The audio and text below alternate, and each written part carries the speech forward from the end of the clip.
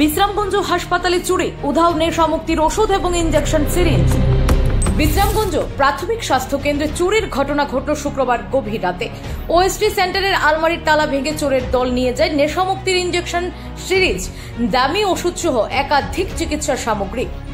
এই ওষুধগুলো নেশাগ্রস্ত যুবকদের চিকিৎসায় ব্যবহার করা হয়। বর্তমানে বাজারে সিরিঞ্জ বিক্রি বন্ধ থাকায় চোরেরা হাসপাতালকে নিশানা করেছে বলে ধারণা।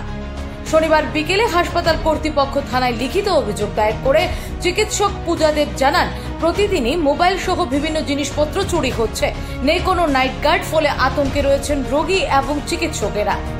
Bureau report, Tripura TV. OST সেন্টারে চুরি হয়েছে, খুব সম্ভবত কালকে রাত্রি হয়েছে। আজকে সকালে ওপিডি খোলার পরে আমরা জানতে পেরেছি। টিকে নিচে, এটা তো এনকোয়ারির মধ্যে আছে, এটা মানে আমি হায়ার অথরিটিকে জানাবো, আর পুলিশকেও ইনফর্ম করা হয়েছে। মানে আমি আজকে সকালে আসার পরে দেখলাম দরজা খোলা, এরপরে রুমে ঢুকলাম, রুমে ঢুকতে দেখলাম গোদরেজ ভাঙা। তো তখন আমি আর গোদরেজ ছিলাম, তখন আমার যে সিনিয়র দিদি আছে তাদের ডাক দিলাম, ডাক দিয়ে সেখানে জিজ্ঞেস করলাম দিদি এরা তো গোদরেজ ভাঙা।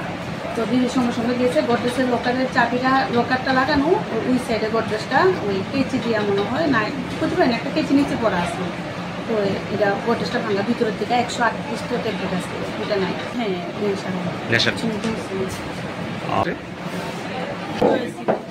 ম্যাডাম